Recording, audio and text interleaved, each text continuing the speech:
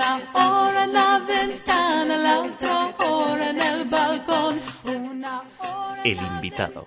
la otra hora en el balcón. La querida, mi madre, entiendo que tengo amor. Hablamos con Marco González. Hola, Marco. Hola, Raquel, ¿qué tal? ¿Cómo estás? Bienvenido a Radio Sefarat. Marco, tú eres director ejecutivo de esta organización que nos presenta en el Centro Sefarat Israel la exposición La Shoah por balas. ¿Cómo nace esta idea y por qué elegís Madrid? Sabemos que no es la única ciudad en la que se puede ver esta interesantísima y necesaria exposición. Pues mira, Raquel, esta exposición muestra los 10 años de trabajo de nuestra organización. Nuestra organización trabaja en Europa del Este para revelar, para recaudar información sobre esta parte del Holocausto que no es muy conocida, que se llama el Holocausto por balas, ya que en estos países de Europa del Este no hubieron campos de exterminio, pero los judíos y los gitanos y otras víctimas fueron asesinadas directamente por balas. Y esta exposición muestra las etapas de este genocidio, las etapas de este crimen en 5 paneles y recauda mucha información de estos 10 años de trabajo que hemos realizado en estos países de Europa del Este. Un equipo a cuya cabeza está el padre Patrick Debois. Él empezó a trabajar en este tema en 2004. ¿Qué nos puedes contar de su figura y qué pretendía al hacer que todos miráramos un poquito más este trágico episodio de la historia, la Shoah por balas? Pues el padre Patrick Debois es el fundador y presidente de nuestra organización, que se llama Yahad Inunu, que significa juntos en hebreo y en latino. El padre Debois empezó este proyecto sin imaginarse nunca que fuera a tener una importancia tan relevante. Su abuelo fue deportado en un campo de concentración en Rabaruska, una pequeña ciudad en la frontera con Polonia. Y hace unos 15 años más o menos, él junto con otros nietos de estos soldados franceses que fueron capturados en este campo de concentración, fueron para hacer un memorial. Pero el padre Debois, que trabaja para el episcopado francés con las relaciones con el judaísmo, se interesaba de saber qué fue lo que sucedió con los judíos de ese pueblo, ya que era conocido como un pueblo que tenía muchísimos habitantes judíos.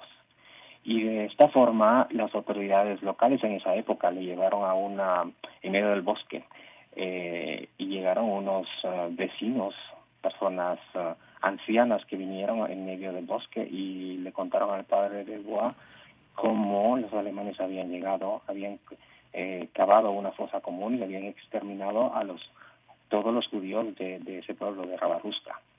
Y las autoridades locales, el alcalde en esa época le dijo al padre de Bois que si a él le interesaba lo mismo que él había organizado para él en ese pueblo, que lo podía hacer en todos los pueblos vecinos.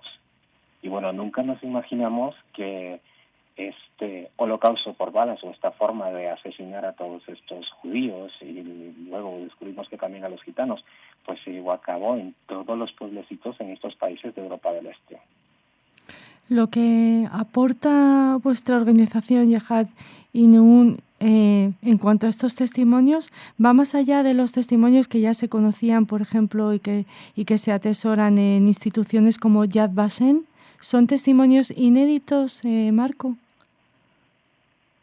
Sí, yo diría que lo que es específico de esta investigación, bueno, hacemos un trabajo científico, ya que trabajamos con archivos soviéticos y archivos alemanes. Pero lo que es inédito es que a las personas que vamos a entrevistar no son sobrevivientes.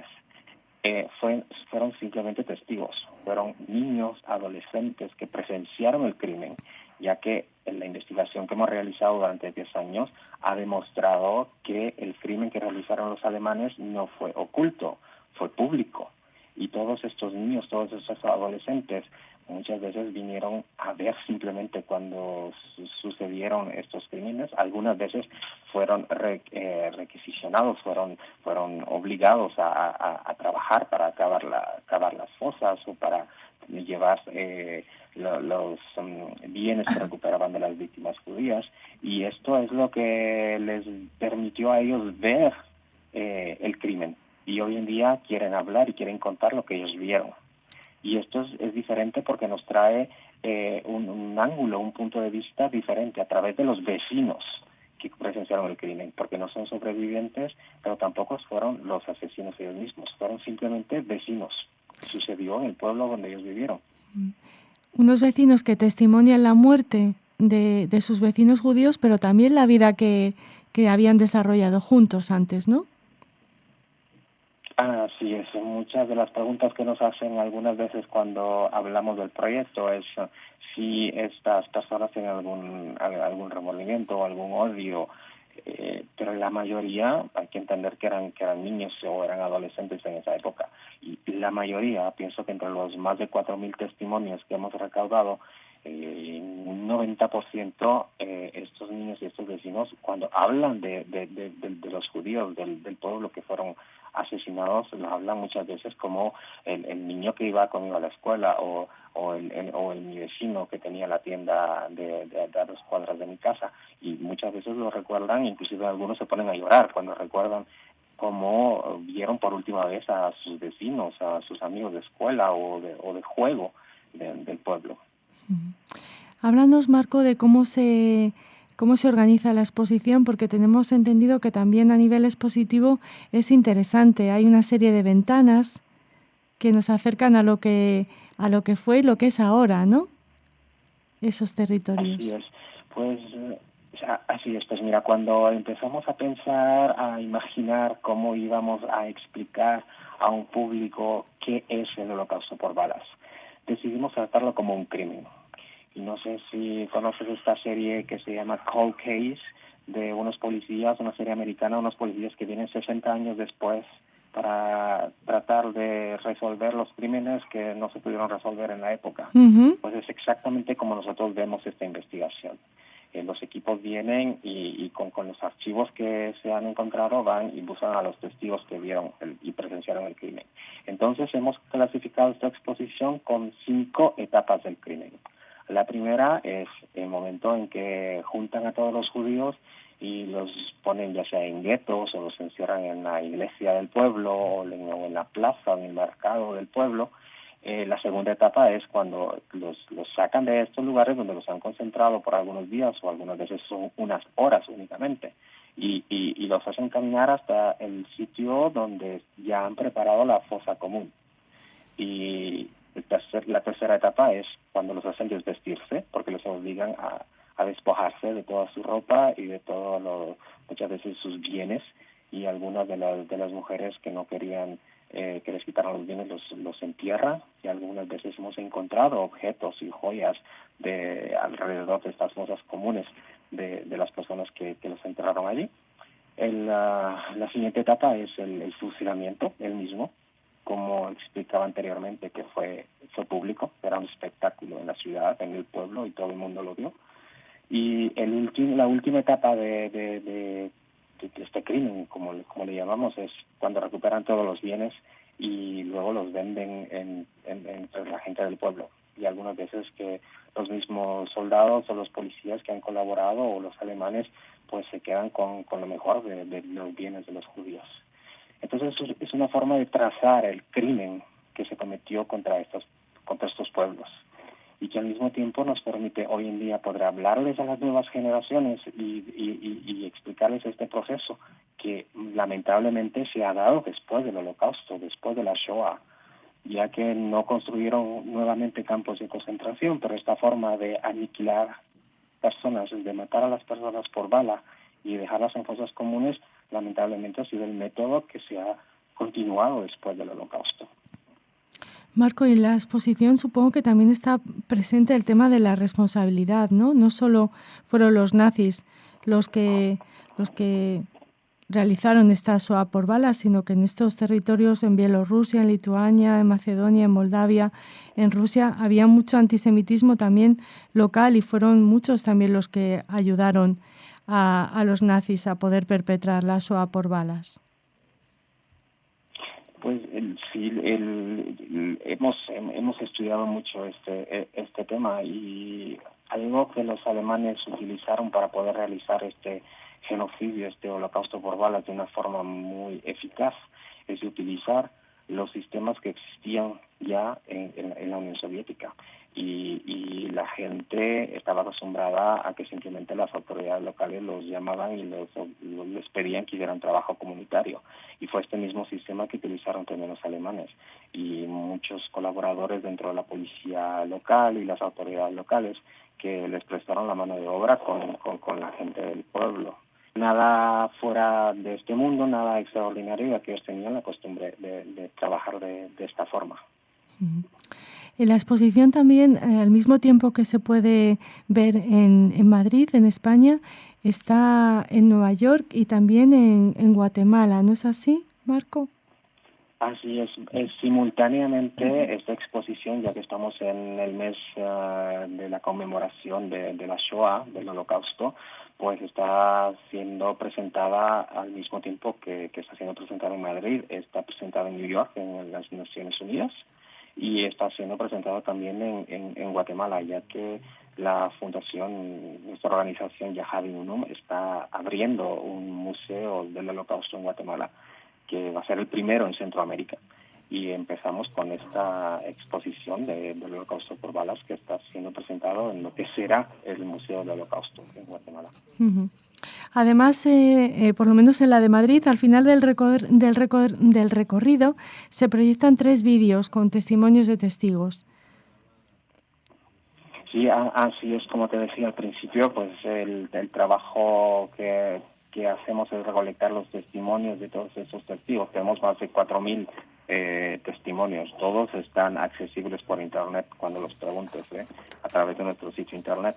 Y pues al final de la exposición hay una parte donde la gente que ha visitado la exposición puede ver, escuchar los testimonios con más detalle, ya que la exposición pues no podíamos poner y contar todo el testimonio de las personas, y la exposición lo que muestra son los portraits, las fotos, las caras los retratos de estos testigos, las fotos de estos testigos exactamente, con frases fuertes de lo que ellos vieron y que corresponde a cada etapa del crimen.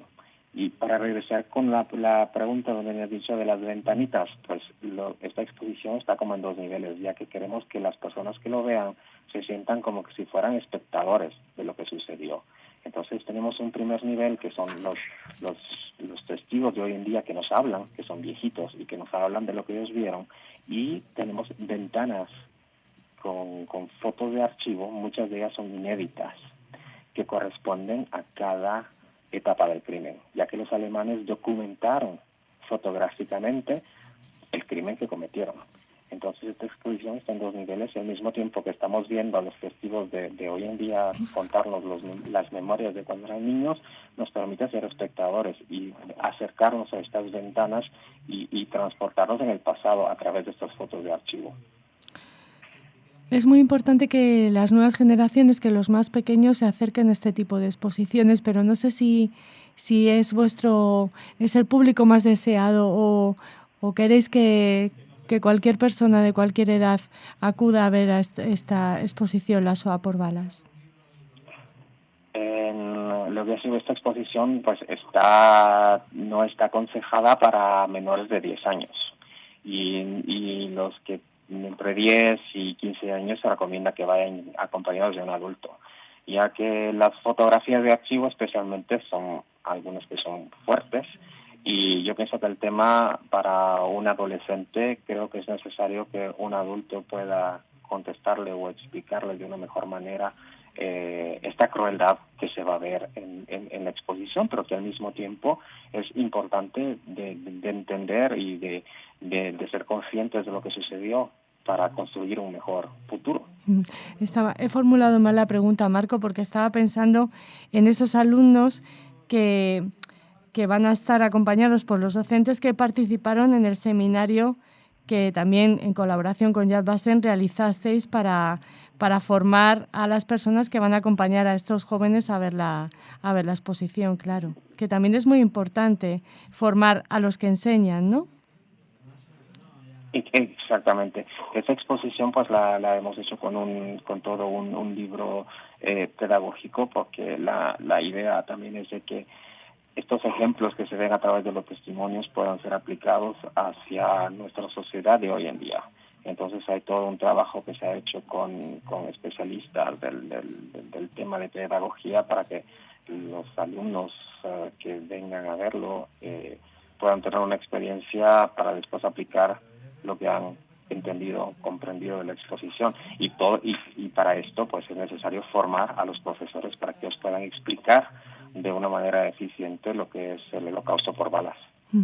Siempre dicen que es muy importante poner rostro y poner nombre a las víctimas y ahora también a los testigos. ¿Hay algún testimonio que tú recuerdes especialmente que quieras compartir con nosotros? ¿O alguna imagen? Mira, de testimonios, hay uno específicamente que yo no olvido, que fue en Ucrania. Y era de una señora que era niña en la época. Y la entrevistamos en su casa, y su casa está justo frente al camino que conduce al cementerio judío y donde habían sido fusilados los judíos.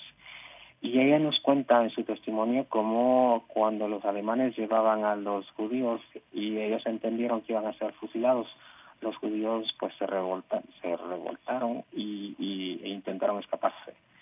Y ella nos cuenta con detalle cómo ella vio una señora que con su niña logró esconderse en el jardín de su casa y presenció con la crueldad que los alemanes la habían matado directamente en el jardín de su casa. Y la testigo estaba tan conmovida recordando estas historias, y fue algo que a mí me tocó muchísimo, ya que estábamos entrevistándola en el patio de su casa, en la parte de enfrente de la casa, exactamente al exterior, donde había sucedido esto.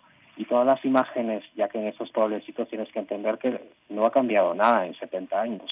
Las casas, la gente, los caminos son exactamente los mismos que hace 70 años. Y de voltear a ver y ver el camino que ella hablaba y de imaginar la escena, pues es algo que aparte de dolerme mucho, me tocó muchísimo, y es algo que yo siempre recuerdo. Otro testimonio que también, son tantos, pero solo para hablarte de uno más, de otro señor también esto me parece que fue en Bielorrusia, que ayudó a una joven y a su padre a escaparse del pueblo. Y él nos cuenta toda la historia de cómo él los ayudó para que pudieran escaparse a través de los guardias que habían rodeando el pueblo, y cómo unos años después esta misma joven regresó a buscarle y a darle las gracias, y que había logrado escaparse y ahora vive en Israel. Wow. Y pues también fue un testimonio que me tocó muchísimo, y que son cosas buenas también, que de gente buena que sacrificó su vida por los otros. Desde luego, y con eso nos quedamos. Muchísimas gracias, Marco, por esta exposición y por habernosla contado. Y felicidades. Gracias a ti, Raquel. Muchas gracias. Muchas gracias. Éxitos. Yo lo hice la milla, yo lo hice con honor, yo lo